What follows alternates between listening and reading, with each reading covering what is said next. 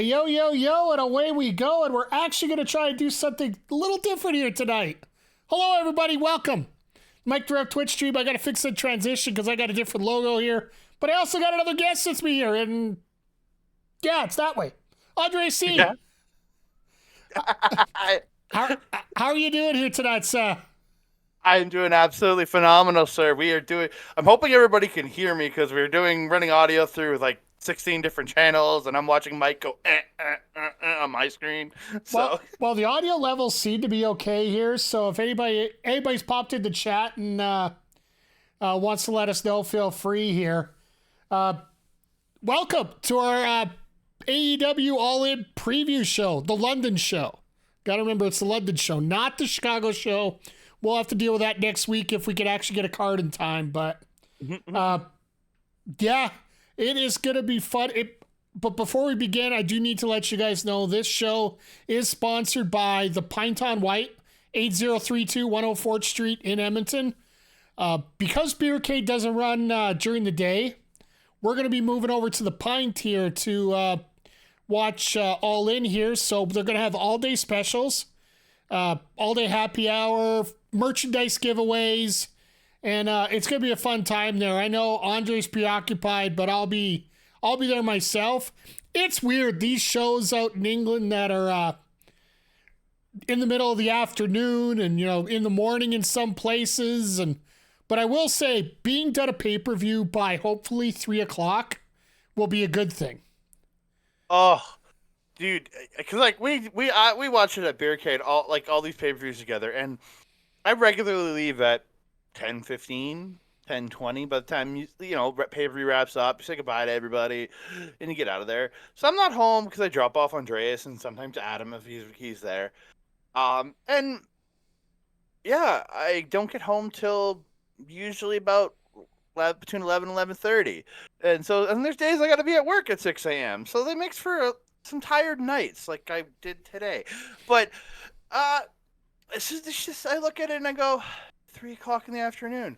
I can go buy a suit after. Yeah, let's do this. Yeah, I guess I could buy a suit too, but that would require me to be nice and formal and stuff. But now, before we get into the actual card itself, we have to talk about not only the event but the build up to the event. Like, I know that people talk about everybody's got a comment about, oh, this is the biggest show ever. This literally is the highest paid attendance for a single show ever.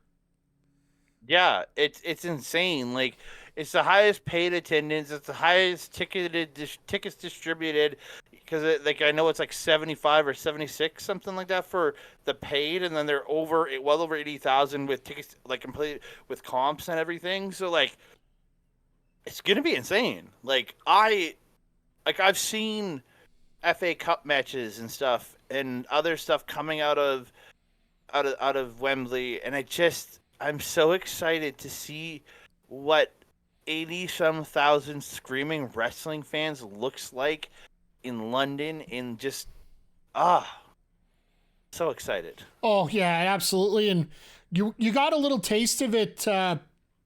We might talk a little bit about it after we're done the preview show here, but Arsenal during halftime today actually played the Bray Wyatt theme like during their halftime music. So to me, that was pretty freaking amazing, if you ask me. Yeah, that is pretty gosh darn classy. Just classy as all heck. I think you're going to see that a lot now across the world, and I would almost be surprised. I wouldn't be surprised if we see it coming up here even tomorrow, if they do something for both Terry and Bray. I wouldn't be surprised. Like, I know they did the graphic off the Hop of Dynamite to him on Wednesday. I haven't got a chance to watch Rampage or Collision yet, but I guarantee something went on before those. Yeah. So, and being how close he was connected to Brody, who's closely connected to so many guys in WWE, who are closely connected to Bray for a lot of those guys. Brian, you got John Moxley, so many guys there that worked with that guy in WWE. that they have that connection. So it's got to be something. I think they're going to do 10 bell. I think we're going to get a 10 bell at the show. I don't know if they'll go 10 bell just because there's too many idiots in the crowd that probably won't follow it, but that's my only thing worry about it. But I think they will try to do something special for it. But speaking of people special that are hanging around, SG Cameron, thank you for popping in. Good to see you here today. Hey, buddy. And yeah, this is the first time we're doing this live versus pre-recorded here. So we're going to have some fun here. If you have any thoughts or comments, please feel free to throw it in. I know I got some very interesting predictions, and I'm sure Andre does as well. Yep. So, before we get into it, like I said, how do you feel like this card? I understand there's injuries to Pac, to Hayter, to Danielson, to modify the card around. There are some visa troubles with AR Fox, with Ray Phoenix, and apparently Satnam Singh has a little bit too on a potential match that they had planned as well that they rumored out today, which Captain Insano would have been great to see, but I don't know if you want Stars and Stripes in the middle of a British crowd, but yeah, I don't know about that. Yeah, that would have been a gog show to say the least, but all in all, most of Tony Khan's book cards usually are almost hastily announced right at the end versus a gradual build like we're used to in other companies. What do you think about the build up to the card, Andre? Like, you look at last week, this past week, but the week before, of how so much was thrown at the wall to get all this stuff on there. Like, I understand the Ospreay and Jericho thing couldn't really be set up till that Wednesday, but so much more could have been set up before that for this show. The fact that was it only a week before that was the first mention we've got of All In on TV by CM Punk on Collision. So it's just crazy that's hitting that fast. But like that Dynamite, arguably to me, was the perfect go-home show. The best go-home show I think Dynamite has ever had for a pay-per-view. Absolutely. And just a word of note, we are recording this during Collision because, well, frankly, Collision was pre-recorded and we can't get it in Canada without jumping through 30 hoops, so to hell with Collision. So 10 p.m. or 10 p.m. Mountain Time on TSN2 usually, so we can watch it late. Nice, well, yeah. But speaking of things that are nice segue as always, 18-month subscriber, member of the game has popped into the chat here. Looks like Adam Cole and MJF. Yeah, no, I don't see the resemblance, but I'll do the kangaroo kick sometime, okay? We'll just call it that way. Andre C, baby! All right, we'll get into our predictions here. We're going to go straight to that match right away here. Just want to give a shout out to Ed Fries, who just showed up as well. Partner.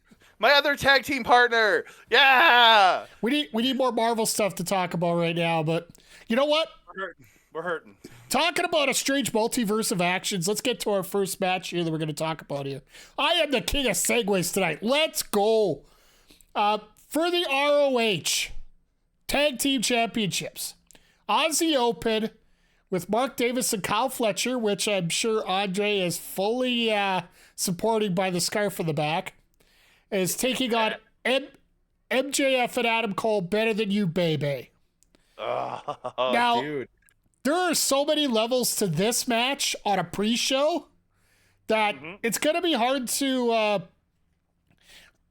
I got a plan for what's going to happen here, but Andre, I want your thoughts on the match, and I want to know who you think's going to win it here. I think I'm looking forward to this because, again, my love for Aussie Open sits on the wall behind me. But, damn, I'm so excited to see how these guys pull this off. Because, like, just to have they're going to have a tremendous match alone. Aussie Open's and Adam Cole MJF.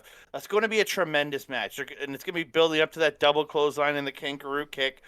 We all know that's a big build up for that match. But just to give I think this is the match. Like, I think this should not be the first match on the pre-show. Well, the other one should be the early one. This should be the one that leads you up to the few minutes away mark, because this is the match that will sell people that aren't totally set. And this is the perfect match to sell people. You have two of the best work rate wrestlers in Kyle Fletcher and Mark Davis going against arguably the two most popular people in AEW right now. That it's just a recipe for something great, but I don't know if we're going to talk predictions yet. But yeah, by all means, throw them out right now. So after this week, Roderick Strong says by the end of the night we're going to know where each man stands. I don't even think it's going to take till the end of the night. I think it happens on the pre-show. The Kingdom come out, and the Kingdom help Aussie Open and this is where Adam Cole turns. You cement MJF as the baby face going into the main event. So that man comes out to the greatest cheer of all goddamn time, and Adam Cole gets booed the fuck. And just, and then Aussie Open retain their belts. That is my prediction. All right, well, my personal prediction is I will agree with you with the fact that the Kingdom's going to get involved. I think they're going to try and get involved to help out Adam Cole to make it look like they're working with Adam Cole. But I think it's going to be inadvertent, and Aussie Open's going to retain the championships here. It's going to set up is he with them or isn't he with them, setting up for the main event going on later. And I'm going to throw a little spoiler out just for you to think about for the next half hour, 45 minutes as we talk through this card. Remember, we have 2 major pay-per-views for AEW in the span of 8 days. So you got to think short-term booking as long as long-term booking. But I'm going to give Aussie Open the belts, whether it's whether the match is just plain old thrown out because of the Kingdom, or if the Kingdom tries somehow the Kingdom's going to get involved and Aussie Open's going to keep the titles. I think that's the best way to put it. All I know is by the end of this show, Adam Cole is part of the Kingdom. He rejoins, and he's once again the leader of the Kingdom. I know by the end of this pay-per-view, he'll be a member of the Kingdom. I like your thinking on that, and so does Ed, apparently. Kingdom screws better than you, baby, that screws MJF in the main. I can see that. That could make a lot of sense. Mm-hmm. But I got some level work. Never trust Matt Taven when he's working with Adam Cole. I love Matt Taven. He is sort of a god of mine, thanks to an experience in Calgary I had with him. But that's another story for another day here. So let's move on to our second match on the pre-show here, and this one I think is being booked tonight on Collision. So they haven't announced it formally yet, because tonight Jack Perry was supposed to eliminate the FTW Championship in a ceremony or whatever. He was going to get rid of it completely. Hook's coming out. They're going to make a match, and they're going to have an FTW Championship match during the pre-show. So this one here, to me, I think might be the possibility for Hook to get that championship back. It was just nice to see if Perry could get the rub with the FTW title. Obviously, that's not working. And it looks like Hook, that title and Hook sort of seem to be interlockable with each other, I would think. Well, Perry taking it in the initial match made total sense, because it established this guy. He already turned on him, and it establishes him as this dastardly heel who's here to wreck this guy. But now with Hook coming back, it only makes sense for the title to go back to him, and then Hook can go off and do his own thing because he's beaten Jack Perry. But then as long as Jack Perry comes out not looking like a chump in this, I think it's okay for Hook to take his title back. Yeah, I don't think there'll be a single problem with Hook getting the title back, and I think that's probably what's going to end up happening here in this case. Mm-hmm. It feels weird for that FTW title to be away from Hook/Taz and that whole mentality, because it's all the whole basis of an FTW title is F the world, right? So Hook's more the F the world type, more the Jack Perry is, to say the least. And really, it's the Taz Championship. It's always really been the Taz Championship. So the fact that his son should be the one holding it, that makes total sense to me. Yeah, absolutely. And Ed Fry's back in the chat. He's Matt Taven. All right. So before we get into the main show here, once again, we will be there at 10 o'clock. The bar will be open early. The Pint on Whyte, 8032 104th Avenue, or 104th Street. Don't go to 104th Avenue. That's a rough part of town, that address there. But they have an all-day happy hour. They have it on the TVs. They're going to have the pre-show there as well. So if anybody's got any questions about that, get down there. Merchandise giveaways. Always a great time, and they are a sponsor here. So if I leave now, I might make it out. You might make it to All Out. You say he might make it for All Out next week. May I? Got to get the drum roll in. I forgive me 1/2 second. I want to make sure that you're able to. I did not hear that. Oh, there we go. Now I'll do it for you. There you go. Here, one more time. Anyway, let's move on here. To hell with it. Don't need to worry about the sound effects. Let's get into the main card because we got 8 very strong matches to talk about here. Mm-hmm. All right, let's get all the charge-related matches out of the way first here, literally. For the AEW World Tag Team Championships, we got FTR taking on the Young Bucks. Now, take yourself out of kayfabe here.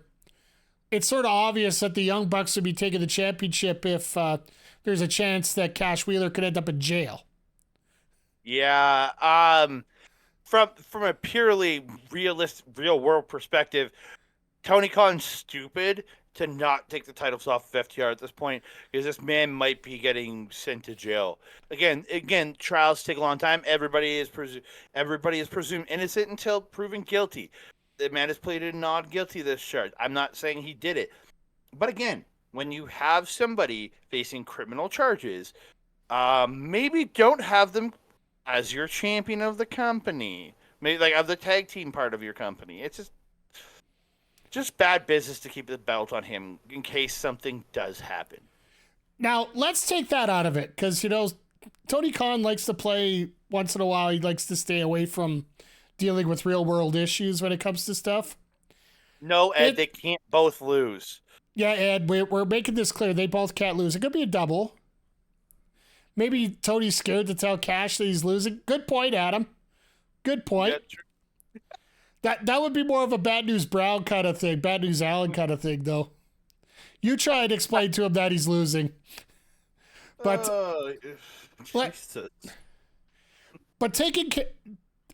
let's take that aside. That's another thing let's put that on the shelf. This will be an absolutely fantastic match regardless. I don't think we're going to see anything less than 100% out of both these teams. Mm-hmm. I do think that the Bucks win this more for the fact that they need... I know this is going to sound crazy, but they need more gold on Dynamite.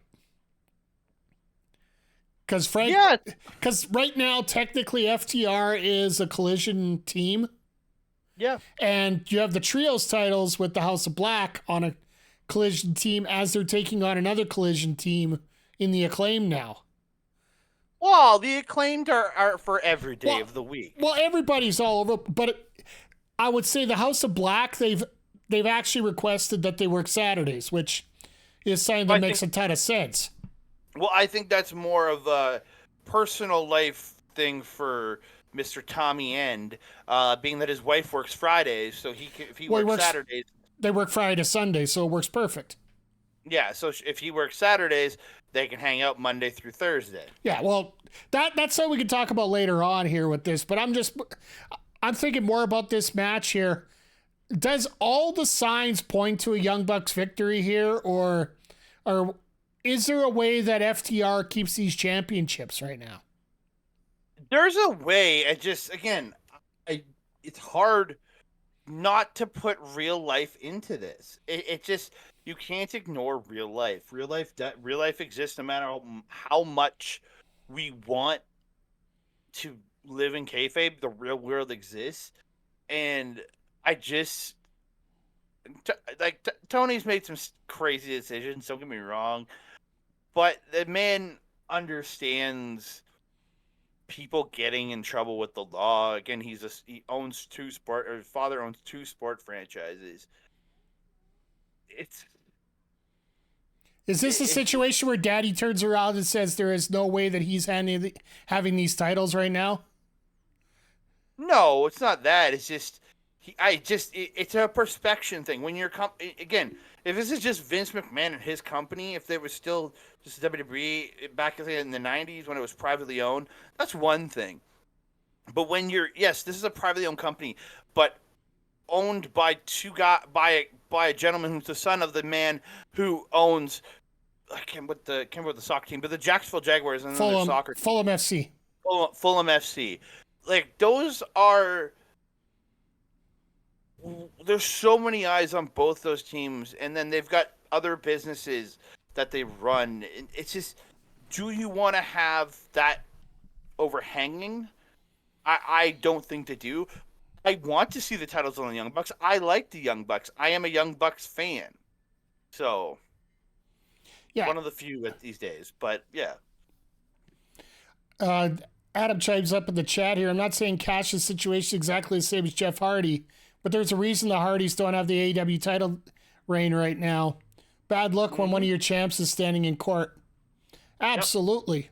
Just like when one of your Hall of Famers is going to jail right away, but I digress. So I think we're both unanimous that the Young Bucks are going to win this one and move on with the tag championships. So let's move on here. According to our list, I got a match here. I'm going to leave that one to semi-main spot, but next on my docket here, we got Darby Allin and Sting taking on Swerve Strickland and CLB in a tag team coffin match. I'm sorry, he's CLB to me. He always will be. Mr. Blue Dot. This man here has such a fascination with dead fathers. It is amazing. Mm-hmm. Crazy. Like, does he fight every single wrestler that has a dead father and goes out and tries to rip them apart? Yes. Yes, he does. Because this man is the most despicable human being in all of professional wrestling, and I love that creepy little bastard. So the other... you can love him all you want, but here's another thing that I find interesting here. Sting, once again, is in a multi-man, no-rules match, and it's the best way to cover up any kind of foils that he has in a big atmosphere, because Sting's never been in a crowd like this. Like, well, let's face it, everybody on this show. What was the biggest Starrcade event? That's the question. It wasn't even close to this in size. He did Mania 31. That still... But I think that's the closest he's ever come is Mania 31. I don't know if he was a member of the Collision in Korea show. That's the only thing I can compare it to right now. And it all depends on the year. As Andre goes through and researches the card for that. I have to know. You put it in my head. It's one of those brainworms that will not go away until I find the answer. So while you're looking here, my thoughts on this match are very simple. Sting is going to find a way to get his flowers here, I think is the best way to put it. The fact that you're going to get 80,000 people cheering for Sting after a knockout drag-out match, and Christian's just gloating about the fact that he gets to be the one to go into a casket here to put over Sting in front of 80,000 people. Because as far as I can tell, Sting did not wrestle on that card. All right, well, I wasn't 100% sure, but I thought I'd bring it up anyway, because that's realistically this show, Collision in Korea and WrestleMania Dallas 32, are the three that you can pretty much compare the most to. 31 was a lot smaller than 32. Well, according to WWE, we have to add in WrestleMania 3 at the Silverdome. Yeah, but they had 600,000 people in there, so. Yeah, But yeah. for me, I think there's a foregone conclusion here that we see Darby Allin and Sting win this one. I don't agree with that. Again, it just, I see it. I don't think it's foregone conclusion, but I do see the more likely scenario is he beat, and it's Darby putting Christian Cage and finally getting the close of coffin on him. And I kind of hope we don't see Christian Cage show up until partway through the Luchasaurus and Darby match at All Out. I think he shows up during that match. He does not on the entrance, not on TV. He shows up during that match at All Out. Yeah. But again, there's also the point of Christian Cage getting the advantage and beating down on Darby and putting him in the coffin, and then him getting to cut that a promo on either Wednesday or Saturday saying you don't deserve this, and just having that be able to, and maybe that's how it's Darby's run to get his TNT title back. We don't know. There's different ways you can get, because this is one of the matches that leads to All Out. Oh, absolutely. And could you see maybe that Darby takes a loss here, but then ends up getting a win over Luchasaurus? That's what I'm saying. Like, this could be his path to the title. Yeah. Like, this could be and then Christian gets the ability to yell and scream, "Darby, you're garbage. I put you in the ground. You're terrible. I put you in he put you in the coffin. You're terrible," and like all that kind of shit. And then Darby gets that comeuppance at All Out to take the title off the monster. Could you imagine?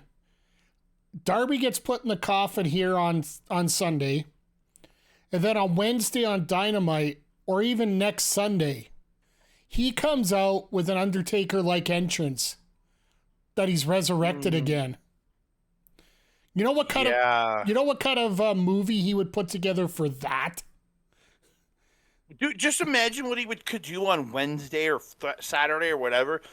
Just a video of a coffin rolling, a coffin on a skateboard rolling around the streets. That would be amazing. That would be one hell of a skateboard. I'm just saying, think you build an oversized novelty skateboard for it, but just to see it, you get that visual, and then out comes the coffin on Sunday at All Out, and it just. Oh God, there's so much good stuff that could happen because of this. I'll put a prediction for the chat here. If we end up seeing a novelty skateboard come out on Dynamite or at the pay-per-view, 10 gift subs by me into the on the channel here. So I might even drop one or two. If we get a novelty skateboard, I might even drop one or two. But yeah, so I think we're split here. I'm gonna take Darby Allin and Sting, and you're taking Strickland and Christian. So yeah, I'm going to take Strickland and Christian because I just think the story for Darby is that much better, and Christian has fuel and fire to really sell the match for a week later. Ah, cool. I'm glad we're not agreeing on everything for once. But one I think we might have to agree on here, possibly. The Golden Elite, Kota Ibushi, Kenny Omega, and Hangman Page taking on Kensuke Takeshita, Juice Robinson, and Jay White. Now, is this match going to be a setup to Takeshita Omega next week in Chicago? Yeah, because Takeshita gets to beat Omega in a 6-man, and Kenny gets the win back at All Out. Yeah, I think that might be the quickest. Oh. Here we go. Jäger in the chat here. Big boss man driving a giant skateboard, pulling a coffin. Darby jumps on the coffin as it pulls away. Jäger, you got Andre. Oh, Jesus. I didn't even think boss man in it all. Feel free to clip that one. Jesus. Hey, thank you, Jäger. That was great. But yeah, I think this might be, they want to get Jay White over. Like Jay White, while he's had some tag victories over CM Punk and CMFTR. They are looking for a little more defined victories from them, and I don't know, maybe Omega and Ibushi might be another feather in the cap for Jay White. Because I think a match like this could really establish the Bullet Club in AEW. Oh, very much so. Like I know that they are a presence, like, but they almost feel like they're a mid-card program right now in AEW. Don't get me wrong, they are elite talent. Oh, but the way they're presented right now, it almost feels like they're the upper mid card just waiting to burst through, sort of like the Acclaim was right before they got their championships. I think that's a good equivalent to that, in a way. Yeah, and again, I want to see Bullet Club Gold, like when the Young Bucks take tag titles. I want to see Bullet Club Gold feud with them for those belts because I think that would be a great program. And I'm very much a Jay White homer. I love this man because I watched him for years in New Japan. And again, well, as much as I love AEW, New Japan is my number one promotion. That is my number. Well, that and Stardom, they're tied for me.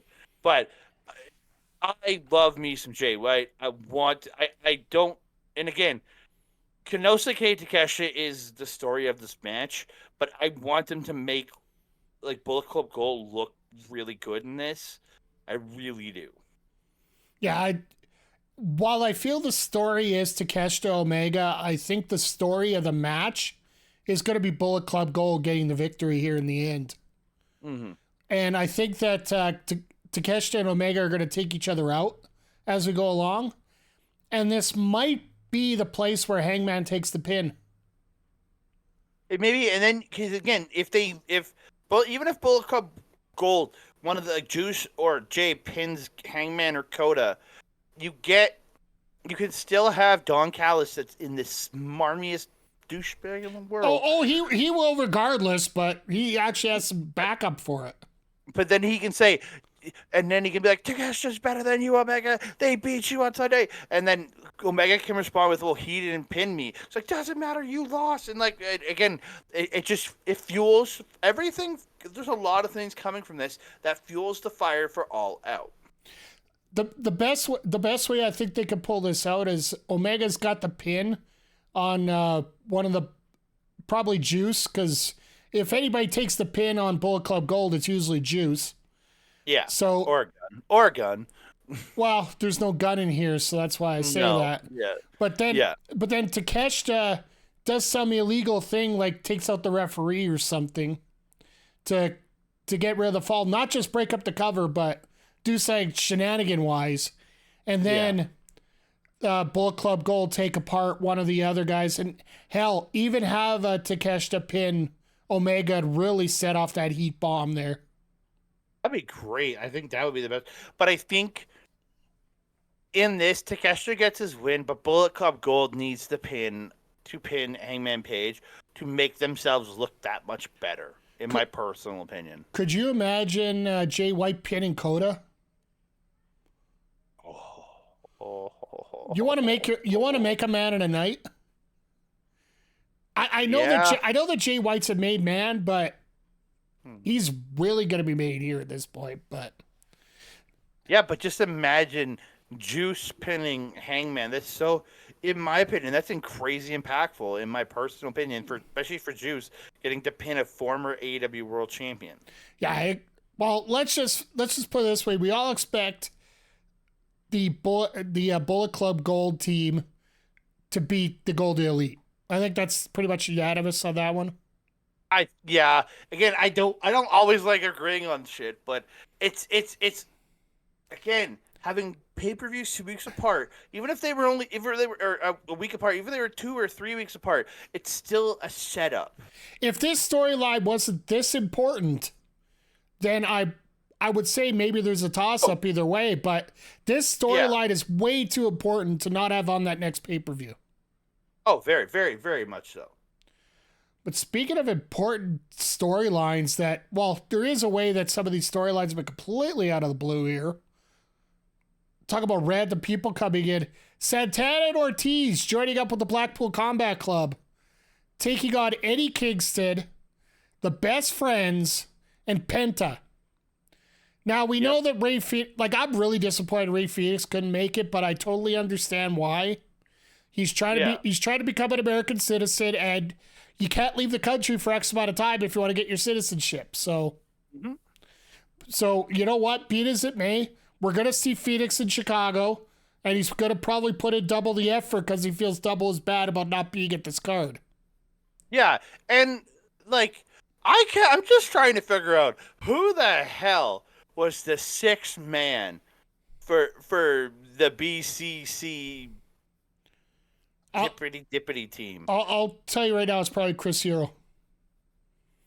He's a stage producer.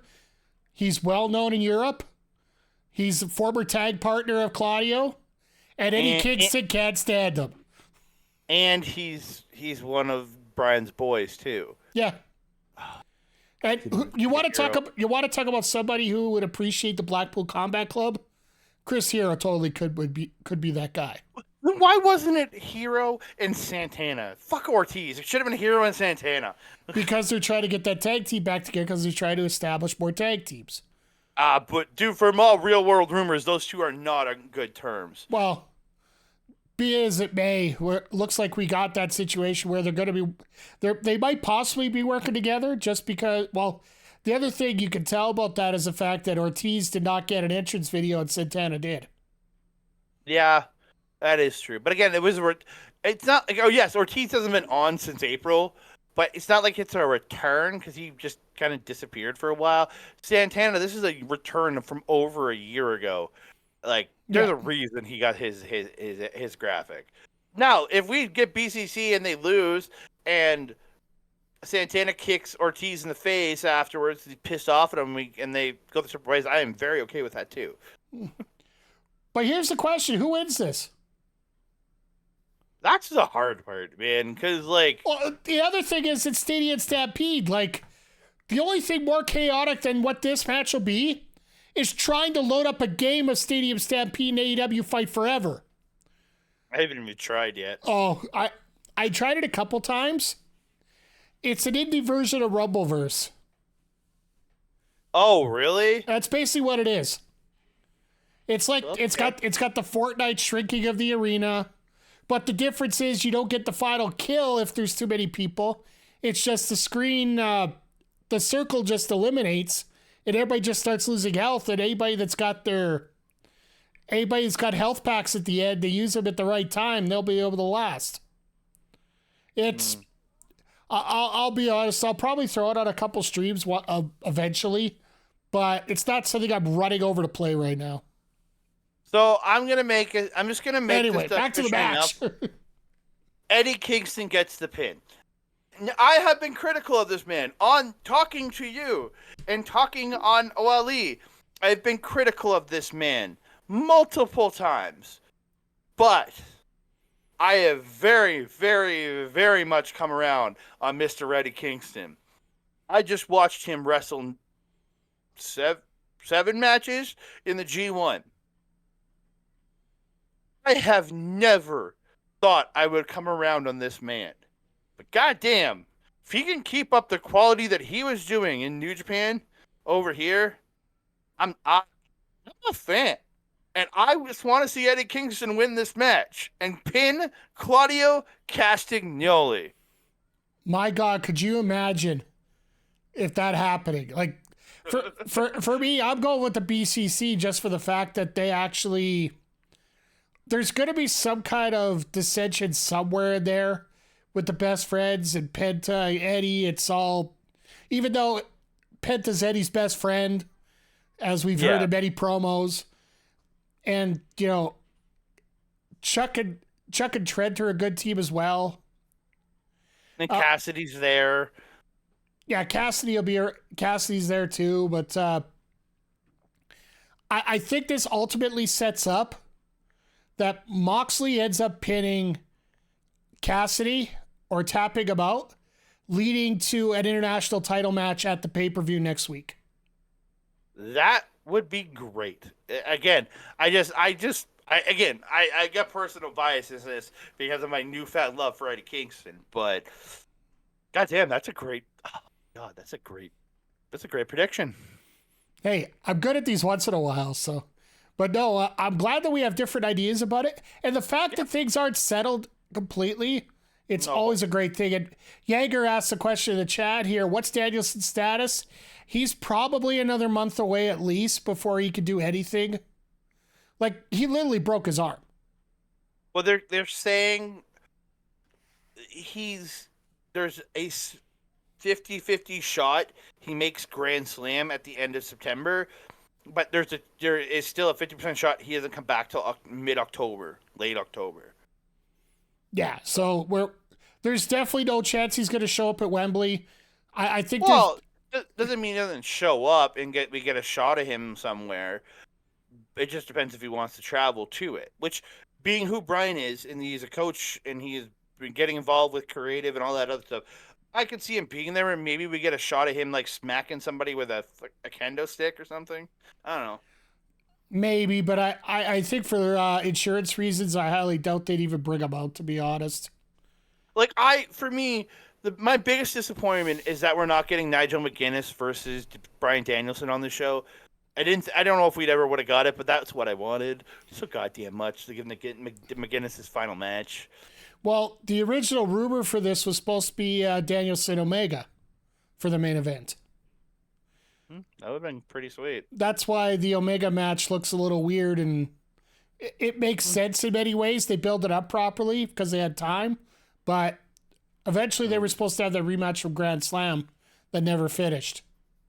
So, but let's move on to another match where, you know what? I'm going to save that one for a bit. So let's go to the quote-unquote real world championship. Quotes, quotes, quotes, quotes, quotes, quotes, quotes, quotes. CM Punk taking on Samoa Joe.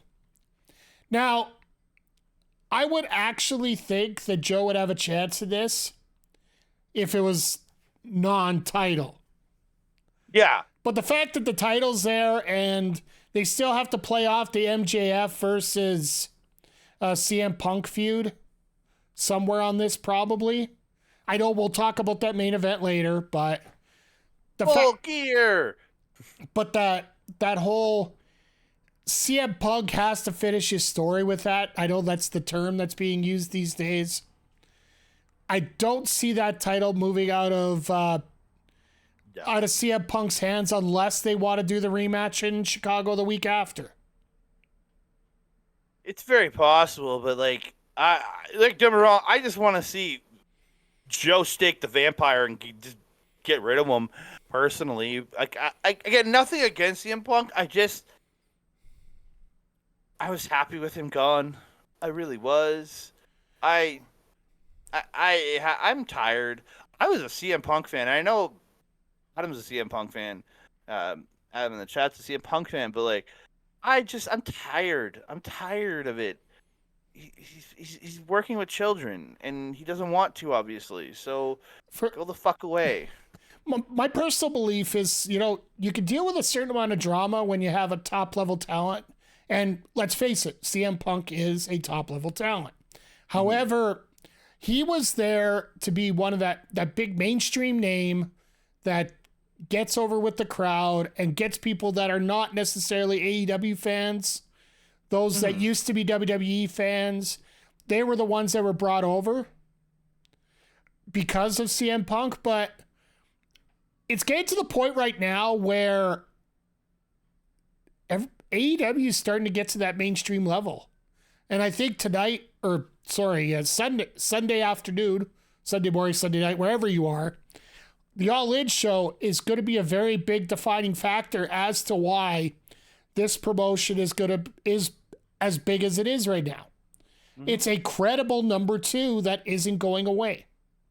Well, the fact that you have All In banners running around during games in that stadium that are being broadcast worldwide, and you have All In banners going across on the digital banners, that is huge for this company. Yeah, absolutely. And speaking of Punk here, Adam brings up in the chat, member of the game here. Yeah, I'm a fan, and he can still go, but I'm getting sick of his crap at this point.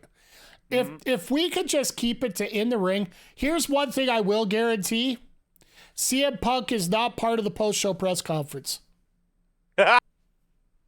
I will guarantee that. There is no way that's going to happen under any circumstances. Wonder if we're gonna get another fight either this week or next week. I would say you'd probably get it more likely next week than this week because everybody's a little tired from everything that's gone on this week. But, I hope so. But I hope not, just for the drama. But I think it's pretty... they don't have good muffins over there. Good point, Adam.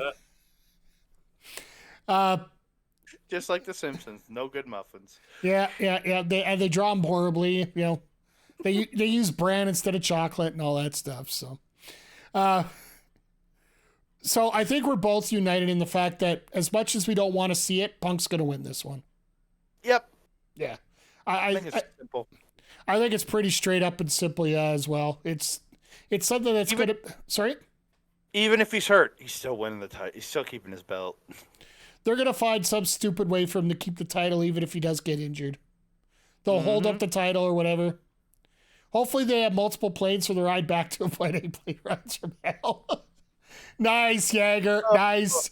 I guarantee you Tony's chartering a plane just for Punk and the for CMFTR just because they probably just want to go off and be on their own. Yeah, well... There's also, the Saturday crew doesn't have to be back till like Thursday, Friday, right? So those that have to go back for Dynamite, they'll probably send out first thing Monday morning. But that's true. But the other crew could stick around for a couple days if they want, right?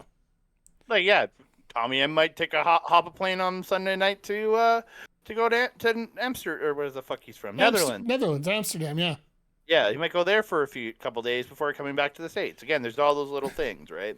Yeah, let's just say that not everybody's going on the same plane every time here. So, as much as I respect having Leva Bates as charge of the transport for everybody, I think even the dumbest people in the world will make sure that doesn't happen. Mm-hmm.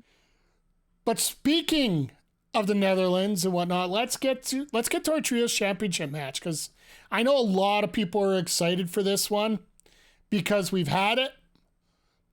But it seems like we're getting an extra tinge in here to make it a little bit better here. And Billy Gunn's supposed to be coming out as Badass Billy Gunn instead of Daddy Ass anymore. And I just see that they just released a new music video out on Collision tonight. So you'll have to check it out here after we're done here. But you got the Acclaimed and Billy Gunn taking on the House of Black for the Trios Championship. Now, I think it would just make sense that the House of Black retains this in many ways. I also feel that there is a way that you can have Billy Gunn get his flowers here tonight and get that big title win in AEW in front of 80,000 people. And that could be a way that he goes out on. I am guessing that the Acclaimed are taking the Trios title. Or Acclaimed and the Badass Acclaimed are taking the Trios belts. That is my prediction. Okay. Because it's the best way to say, because again, you have Billy Gunn coming back from the disrespect. And if he doesn't win, he just looks stupid. You know what I mean? Like, he looks almost stupid for coming back if he doesn't win. Now, is there a scenario where they do this match and then Billy Gunn says, hey, find a partner? I mean, maybe we get a Limitless Acclaim. I don't know. I would love to see it. I'd love to see more Keith Lee on my screen, but every day, baby. Yeah, to me, I think it's time to change the titles, but I also could see the House of Black keeping it, but Tony's all about feel-good moments. And the fact that Sting's going to get a feel-good moment, even in defeat, just the fact that he's going to come out there on the entrance, just that pop that he's going to hear. That is going to be amazing. I love the fact that your mic cuts out when you go that loud because you max that, out. that woo is gonna be amazing.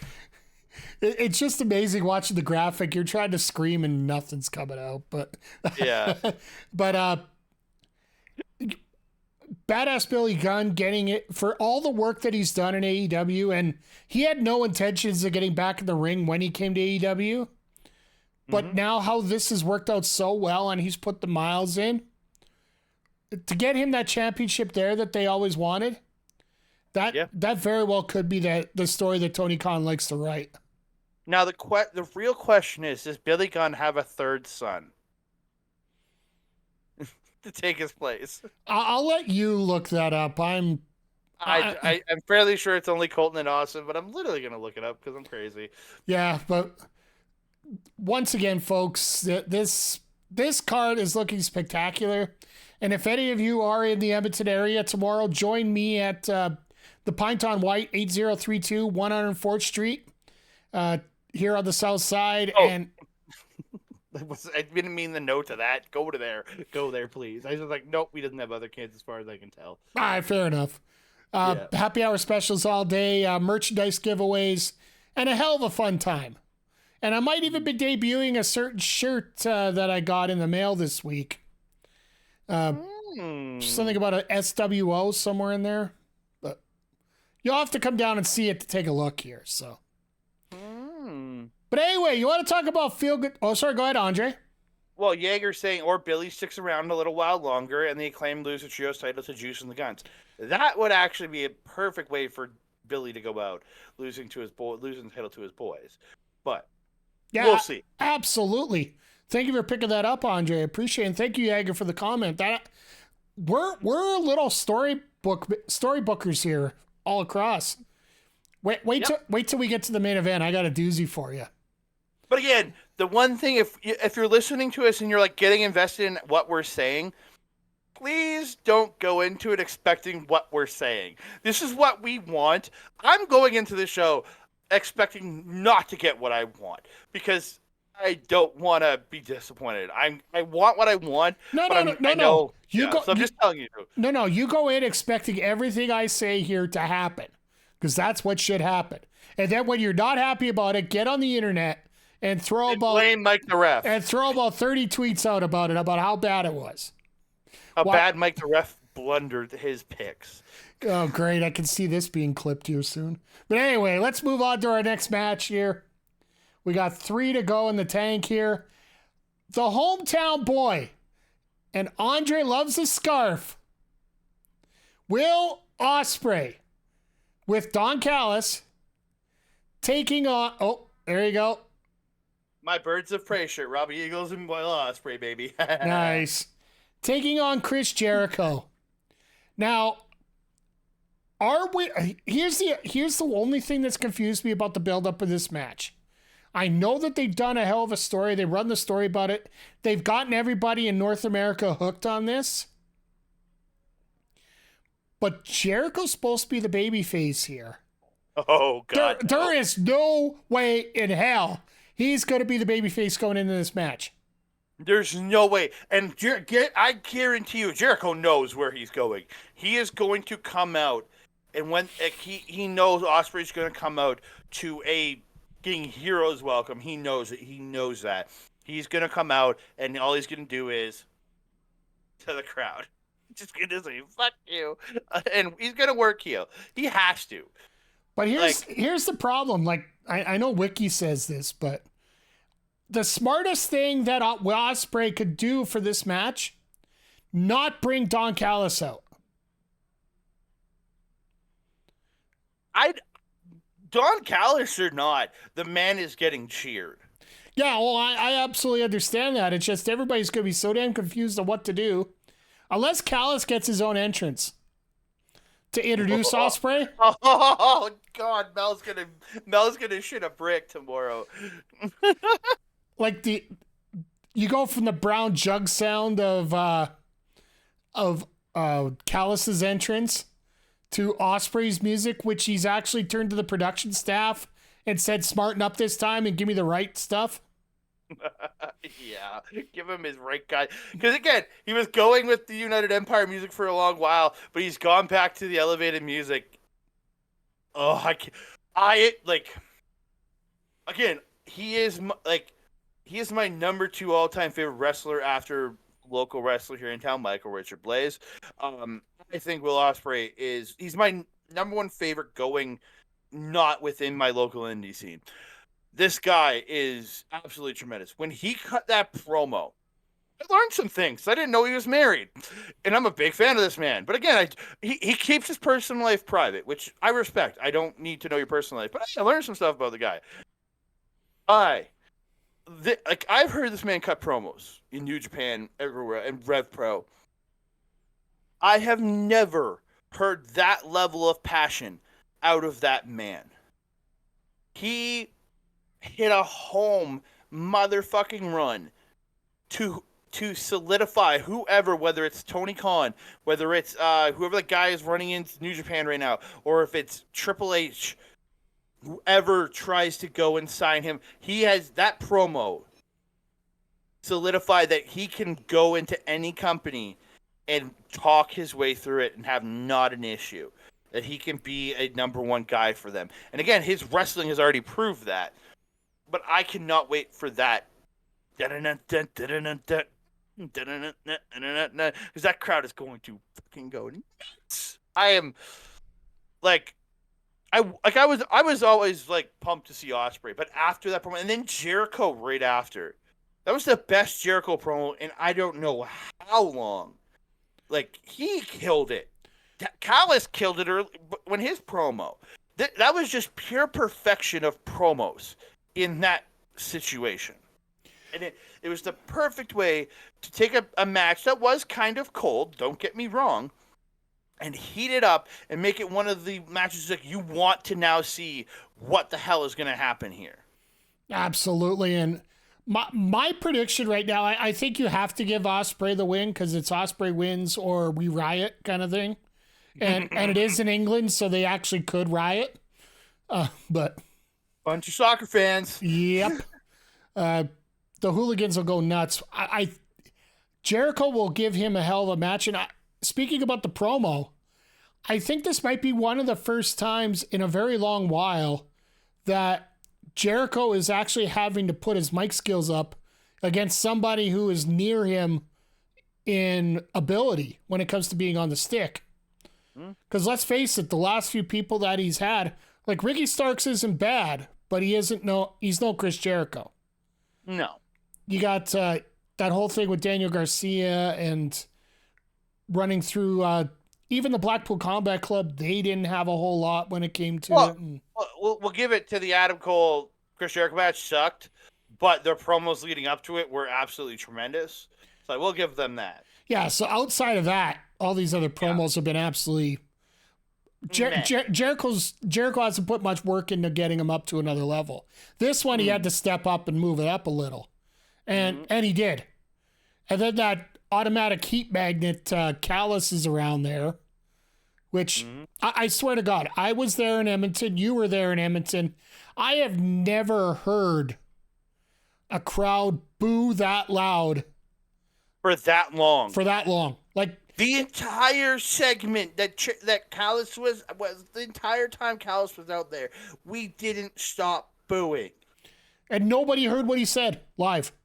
No, I legitimately had, because I did the SNME radio recap show for that. And you were ringside, Adam, and you didn't hear him. That's how fucking loud it was. Like, Jesus. Like, I had to go back and actually watch the promo to hear him to figure out what the hell he said so I could talk about the promo. Yeah, like, Jaeger's asking, we know it won't be his last match, but you think this match could be Jericho's proverbial last hurrah? I don't think so. However, there is a little coincidence that Jericho does have a European tour scheduled that he's already had his first show at last night. Because the crowd in there did the Bray Wyatt. He had his whole world in his hands during his show. So, yeah, he's going to...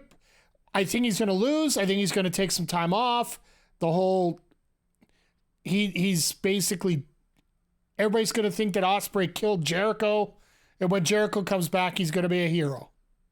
And the time that he's going to be a hero is when he's helping Sammy Guevara win a big match. Maybe take the title from MJF. We don't know. Well, let's not think that far ahead. But yeah, I'm thinking that might be a possibility here. But an absolutely, I expect this match quite possibly and most likely will steal the show. Oh God, yes. And we still got, for me, yeah, we got 2 matches left. We still got 2 matches left here, and one of them a lot of people think is centered around this card. And for me, as much as people harass and harangue and complain and argue about women not getting enough time on the card, which I completely agree with, this match here to me is the one that makes the absolute most sense going into this card when it comes to the women's division. You got the 4-way with the champion Hikaru Shida taking on Saraya and Toni Storm, as well as Dr. Britt Baker, DMD. Got to make sure you get that in there. Now, I got a bit of a diatribe about this, Andre, so you feel free to give your thoughts. No. I want to hear. I insist. I want you to get your thoughts in here. We could do our predictions after if you want to listen to what I have to say, but feel free to. I'm just going to do my prediction then. Hey, I'm looking very much forward to this match because all of these women I think are absolutely tremendous. Toni Storm, I've been watching a lot of her old Stardom lately. She's absolutely just one of the most tremendous professional wrestlers that ever exists in this world. But for me personally, I think this is Saraya getting her flowers. She gets her title. This is her home. This is where she's from. This is her country. This is her, like the same as Ospreay. She's coming home to this. Do I want her to win? No. I want Hikaru Shida to continue to win this and be standing there with hope, and maybe the crowd booing her for pinning Saraya. I don't know, but I want to see Hikaru Shida come out the winner here. That's what I want. What do I expect to happen? Tony's going after the hometown pop of Saraya winning the championship. All right, I'll give you that. And Jäger in the chat thinks either you'll disband the Outcasts or you have Shida turn and join the Outcasts. Please, God, no. I don't think you'll get Shida join the Outcasts, but I think there's a couple situations that could come up. But I really feel impassioned about this one thing here right now. We're dealing with 2 situations here, or 3 different situations that are very important to AEW right now. And I think it leads to what possibly could happen for this match. You have the hometown ladies, and I say more than one, because Saraya is from England, Norwich, England, which we know that she's the hometown lady. Toni Storm established her career in England. So this is another hometown girl here. So having both of them out for this matchup here, you're going to get that hometown pop for that. You got Shida, who is getting her flowers, so to speak, for getting the chance to come out in front of the largest crowd ever for a wrestling event, with the fact that she had to be the champion for the women's division the entire time that they were not allowed to have a crowd. Her getting this pop for coming out here and the attraction that she's going to get out here, I think isn't going to make up for those 2 years, but it sure as hell is going to make a very cool spot and a good memory for somebody who has worked extremely hard for this company. But speaking of working hard for this company, the face of the women's division, the one who has put the women's division on the map consistently, the one who has absolutely been in charge of developing this women's division and moving it up level after level after level after level, is without a doubt Dr. Britt Baker, DMD. And Sorry, DMT. Let me get that straight here. I will reiterate this again from my experience here in Edmonton. When Britt came out for her match, and it was basically a nothing match as they were coming out, people were leaving to go to take care of themselves in different ways, whether it be loading up or unloading, whichever way it was going. When Britt's music came on and the presence she had out there, people were stopping. And I'm watching people stop, I'm watching people turn around, and I'm watching Britt as she's in the ring. She is commanding that audience, something that most of the women on that roster cannot do. And to me, I think it would only be fitting of one of two things happening. One, Britt winning the championship in front of that crowd, pinning Saraya, ending this story from over 6 months to a year right now. Or two, you have Saraya end up pinning Britt with the help, and I'm pulling this card once again, Mercedes Moné. You want to talk about the ultimate outcast? She walked out on her company because she didn't like the way things are going there. And the fact that she could make up to Saraya makeup based on what happened in the past. Setting up a Mercedes Moné Britt Baker match in the future. And to me, that would put Baker from a star to a mega star from where she is right now. So we could go one of two ways on that personally. I agree. So, that would be amazing. Again, we just have different opinions on what we want to happen. What we want to happen versus what will happen. Knowing what will happen, there'll be 3 cans of spray paint Soho coming out and interfering, and next thing you know, Tony Storm's got the title, and everybody's like, "What the hell just happened here?" But yeah, I don't know. Again, I have my issues with how they booked the women's division, and we're not going to get into that. We could get it like. We could almost go into if Audrey didn't have 14 podcasts a week to do, we could actually get together and probably do another one here. But get ready for what we're about to drop this week, Mike. Oh God. We missed 2 shows last week due to personal life, so we have a lot of catching up. It's all Stardom, baby, all Stardom. The Backbreaker video channel. If you haven't seen it, please feel free to. Check it out. I got the link in the chat for you guys right now. But let's get to our main event. We've been at this for almost we're over an hour now, and this match here, there's a lot to digest here, and I got a way of thinking of it. You got a way of thinking of it. Maxwell Jacob Freeman defends the AEW World Title against Adam Cole, baby. In the main event. Andre, I'm going to let you go first here because I got a doozy for you. Well, if we go off of what I was saying earlier, the Kingdom, he's part, in my opinion, he's part of the Kingdom here, and then the Kingdom help him win the championship. Like, I don't see... Like, I see how they get out of it with MJF with the title.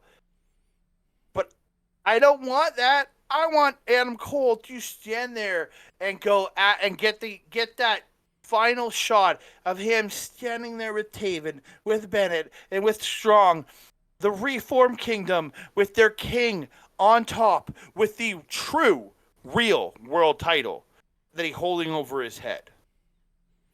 That in front of that sea of people, that is the shot I want with all of my heart, and that is my prediction.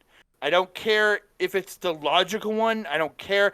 I want Adam Cole as world champion at the end of this show. Yeah, okay. So let me here we go. If Adam screws MJF, Max becomes the hottest babyface in wrestling, not named LA Knight. That's fair. I agree. Here's my thinking of this, and it takes a little bit of 6 degrees of separation to help describe this, so forgive me if I have to back up things a little bit. Let's go back to 1992. Wembley Stadium, SummerSlam. Bret Hart, Davey Boy Smith. Two faces facing off in the main event.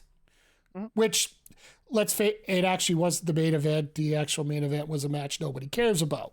But Macho Man and the Warrior, nobody really cares about that match at this point. But anyway, that match there went even Steven. It ended up being a clean win for British Bulldog there, right? That was Brett. Or it was Brett. Sorry, it was Brett. Solidified himself. Because he sat down on him and got the he sat down with a technical pin. That's where I was going. Tony Khan is a sucker for history. And the fact that we have 2 pay-per-views in 8 days. Here's what I think happens. And Jaeger, I'm gonna include you in on this because you make a very good point here. Something has to happen with the Kingdom and Roderick Strong, otherwise all those backstage interviews and whatnot are for nothing. And Roderick Strong looks like a dumbass. Well, here's the thing. Here's what I'm gonna do. There's a point where the referee's knocked out. The Kingdom comes out to help Adam Cole interfere on MJF.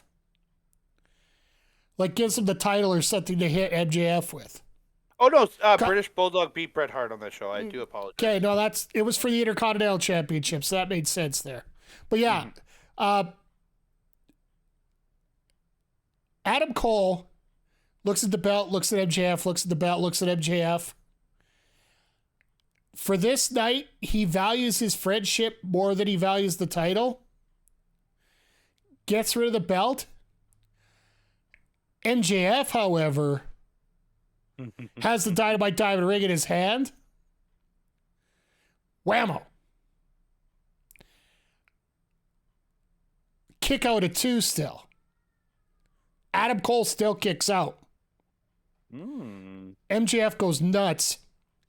We end up getting the identical pin from MJF on Adam Cole in that main event, where MJF retains, and they end the night with MJF and Adam Cole hugging it out. Come up to Dynamite on Wednesday.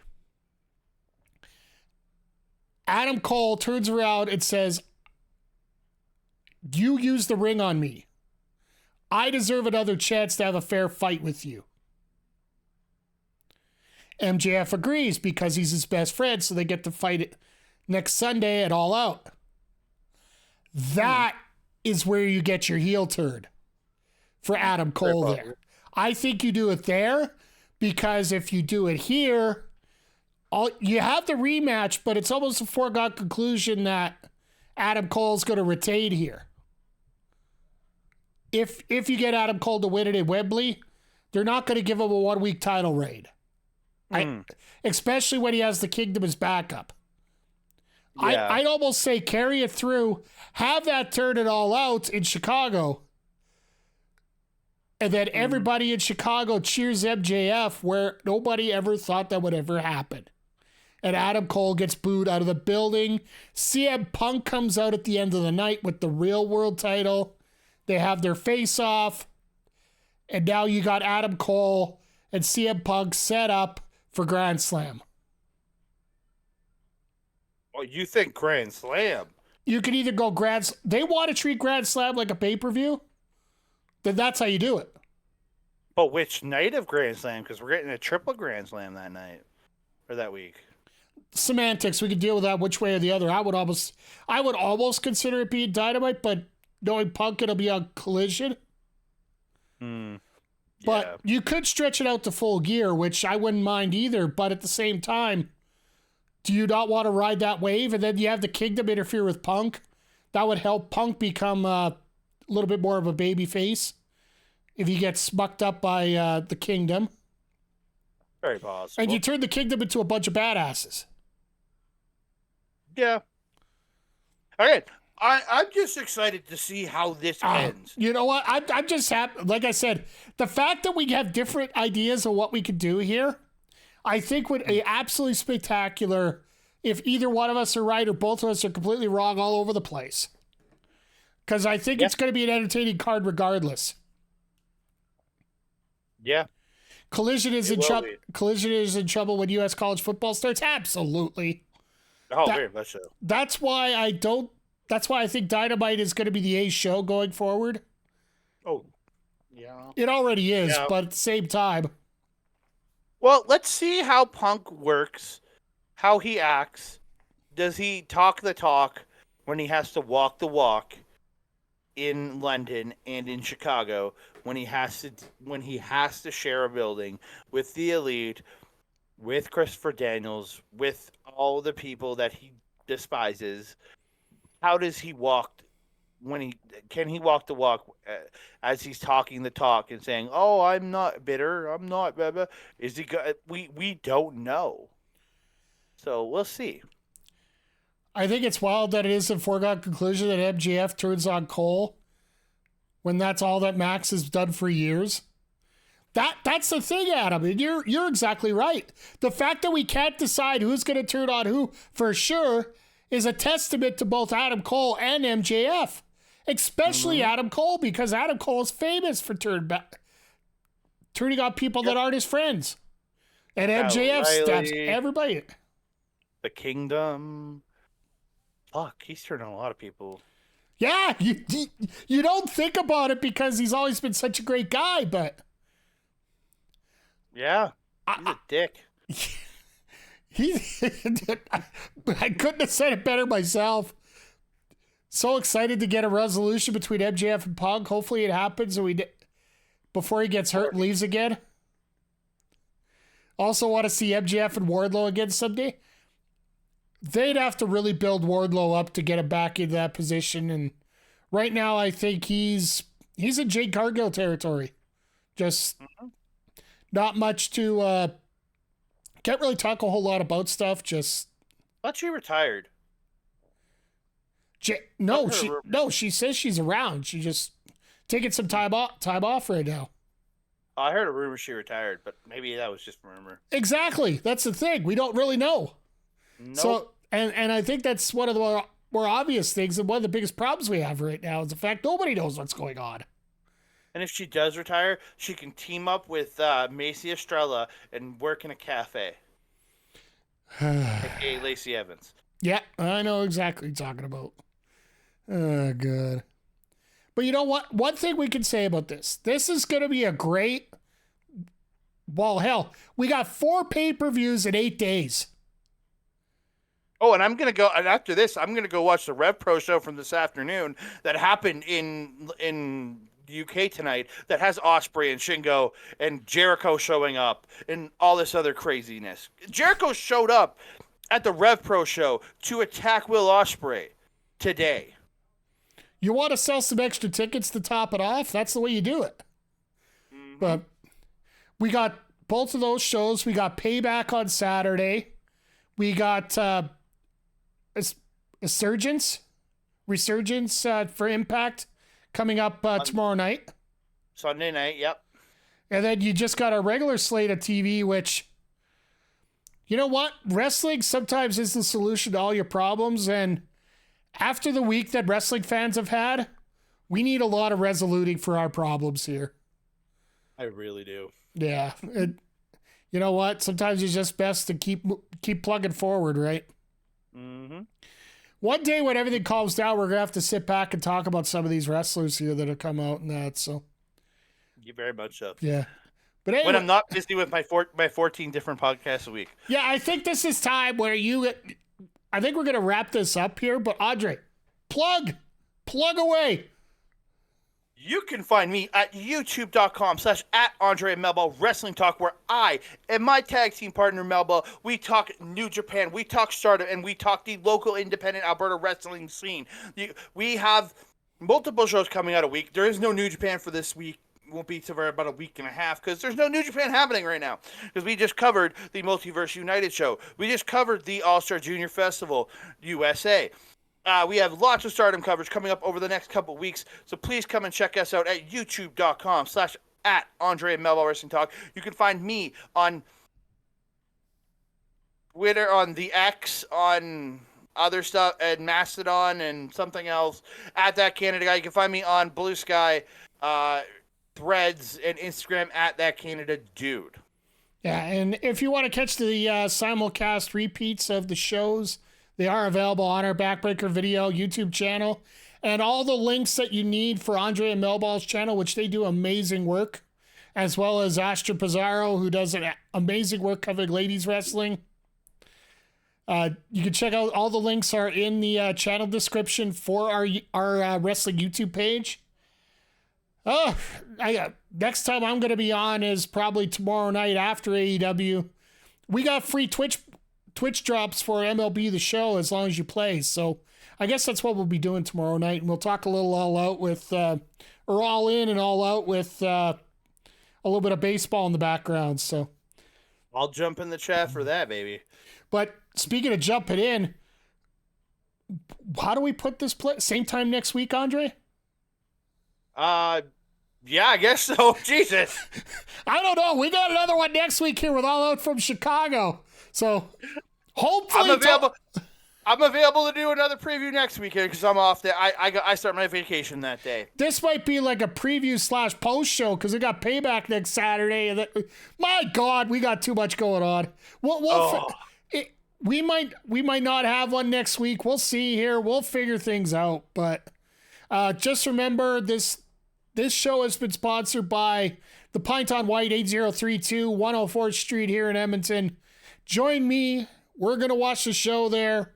It's a happy hour pricing. It's no cover, by the way, so you can watch it for free. I'm hoping that they have some kind of brunch deal there, so it can maybe have some eggs as you're watching wrestling. That's weird enough. But all I know is I'm picking up McDonald's on the way to my event tomorrow, where I'm going to be watching it. So I'm bringing a bunch of McDonald's. Oh my, Adam! Thank you for the compliment on the show here. Always appreciate you at Member of the Game. And once again, folks, if you want to see some Member of the Game threads, I might have a little example of what it is tomorrow down at the Pint. So feel free to stop in here. SWO for life, by the way. So, but Andre, anything else you want to say before we head out? I just want to say thank you, Mike. I appreciate you having me on, my boy. You're my friend, been my mentor in all of this. You got me doing this. You got me part of this. So thank you so much, my friend. I appreciate everything you've done for me and everything you continue to do for me. Oh, anytime, Andre. And you want to talk about people starting to help out and do stuff for people? I think that's where we're going to send the raid here tonight to Walker DTM. He every stream he does it to raise funds for the Stowry Children's Hospital. So every dime of his stream goes towards it. So I want to send us that way. Let's get some outro music going here. And on behalf of Andre C. and myself, I want to thank each and every one of you for stopping by here tonight. Always appreciated. Andre, what's that phrase that you always say?